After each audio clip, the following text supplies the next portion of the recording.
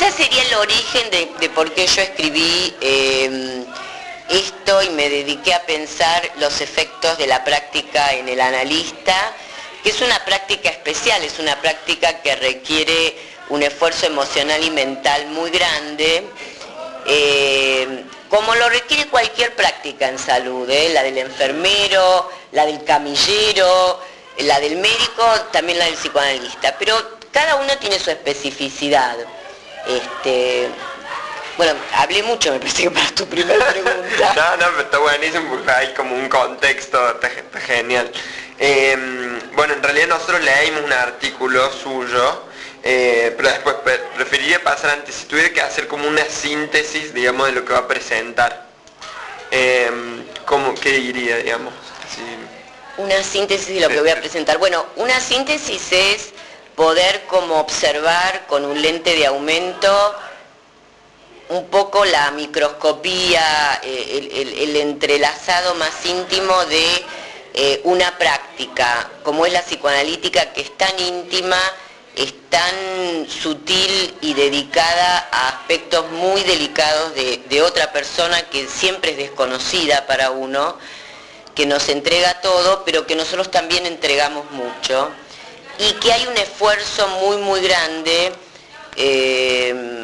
que a veces opera de alguna manera produciendo lo que yo llamo en el artículo procesos que oscilan entre fragmentación y cohesión del ser de uno, ¿no?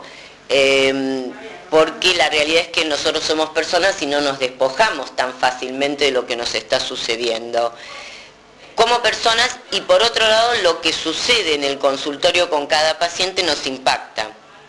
O sea, realmente no hay una barrera protectora suficientemente impermeable, sino que más bien somos permeables, y nuestro instrumento de trabajo es la permeabilidad. Si fuéramos impermeables no podríamos trabajar. O trabajaríamos haciendo a lo mejor una psicoterapia de escasos o de cortos alcances.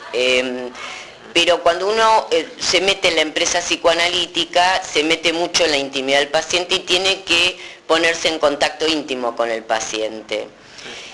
Lo otro que podría decir es que lo que desarrollo es el concepto que creo que está dentro de la relación médico-paciente y que no sé si se desarrolló mucho, más bien lo ofrezco para preguntarlo, para dialogar sobre esto, que es el de la experiencia. Me parece que desarrollo el concepto de experiencia como una unidad de sentido, de sensibilidad y de cognición que es mucho más extensa y potencial que el acontecimiento en sí mismo, ¿no? Creo que es un espacio potencial, el de la experiencia, que se genera en la relación, que ayuda al paciente muchísimo a comprender lo que le está pasando a través de hablar con otro. Y por otro lado queda un residuo que es experiencial en el analista, porque en realidad el analista se está analizando todo el tiempo con los pacientes. Uno no le paga al paciente, pero hay un proceso analítico en juego, y en realidad si uno hace un análisis para poder ser analista, no sé, yo trabajo 8 horas por día, 8 por 5, 40, yo estoy sufriendo microexperiencias de análisis durante 40 horas semanales, y a mí me parece que esto es algo que no lo concebimos, no lo conceptualizamos como algo específico de nuestra práctica.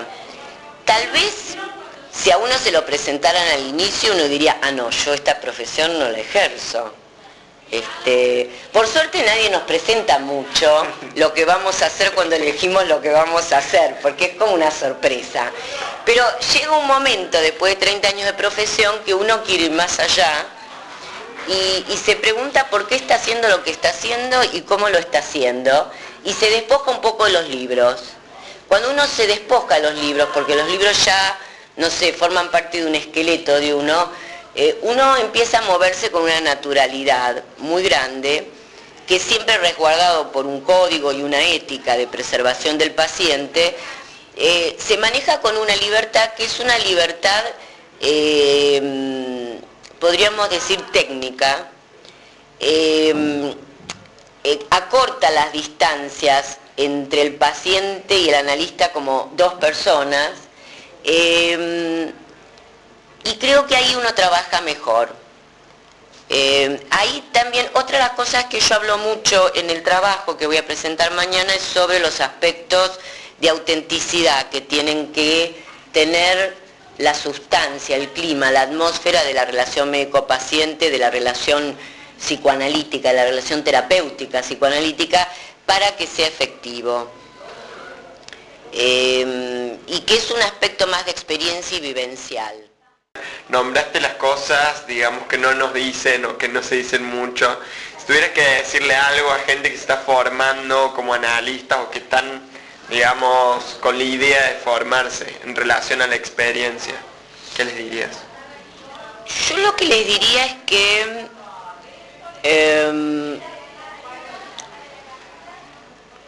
se formen dentro de estándares consensuados, dentro de instituciones serias, que aprendan todo lo que es lo académicamente correcto, que eso es una guía, una brújula, un timón, un norte que nos va a guiar durante muchísimos años de la profesión, que es una profesión difícil. Trabajar con los sentimientos y el sufrimiento del otro es realmente una profesión que uno tiene alguna vocación metida ahí, y que tengan paciencia porque va a llegar el momento en donde la experiencia como dimensión intersubjetiva va a surgir y que van a poder, dejar de lado los libros, lo académicamente correcto, para trabajar éticamente y con una libertad que les va a producir mucho placer en la práctica. Esto es lo que, no sé si queda claro, ¿no? Sí, sí. Que dice del trabajo del artículo aspectos intersubjetivos de la técnica sí. analítica hasta el entrenamiento. Usted menciona que un analista como pantalla de proyecciones del paciente resulta insuficiente. Y nos preguntamos, ¿insuficiente para la técnica, para la teoría, para sí mismo?